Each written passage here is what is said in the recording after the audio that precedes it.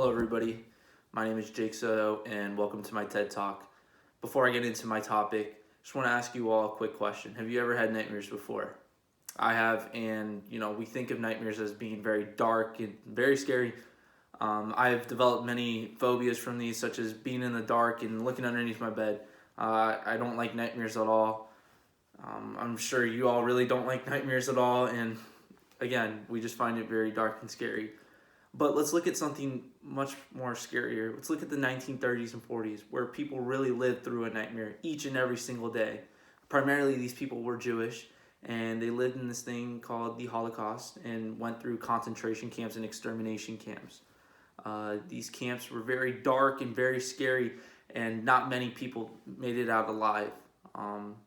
They had to rely on hope and strength with one another, as it seemed very impossible for them to get through.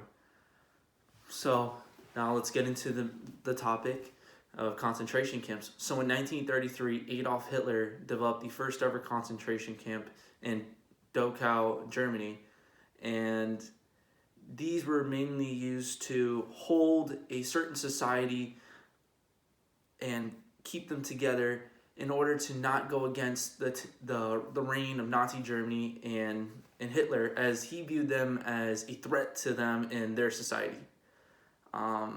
Again, if you didn't have blonde hair and blue eyes and you were German, or you did not believe that Hitler was the ruler of all and the leader of the entire world, you were going to be sent to these camps.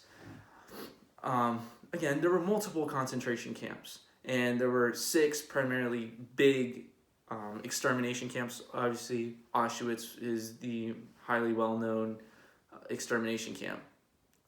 We'll get into that later, but let's talk about the concentration camps real quick. So these concentration camps were to hold what Nazi Germany believed as degenerate societies and people, such as Jehovah's Witnesses, Jewish people, Romas, and homosexuals, and more. But again, this was for hard work labor, and to have these people develop weapons and rebuild buildings and rebuild pretty much the society of Nazi Germany with no pay, very little food, and no sleep at all. Most of the time, people were worked to their death and had to travel all around Germany just to get from concentration camp to concentration camp. Around 1 million people passed away from the concentration camps. And again, these were used to intimidate political, social, and cultural people. So now let's talk about extermination camps.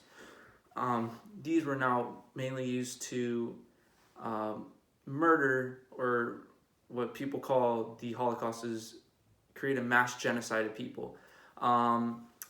Yes, as soon as you entered the camp, you were separated from one another. Mostly elderly and babies were separated from their families and were sent to die right there on the spot. Instead of being called by your name, you had a tattoo on you, and that tattoo was your new name, and it was just numbers on you. That's how you were recognized. There were a lot of disgusting and horrific murders, such as crematoriums, gas chambers, firing squad, and plenty more that are just disgusting and just very tragic to even talk about. Around 5 to 6 million people did pass away from these extermination camps. And again, Auschwitz held the highest number of total deaths in these extermination camps. So when we think about nightmares and we think about tragedies,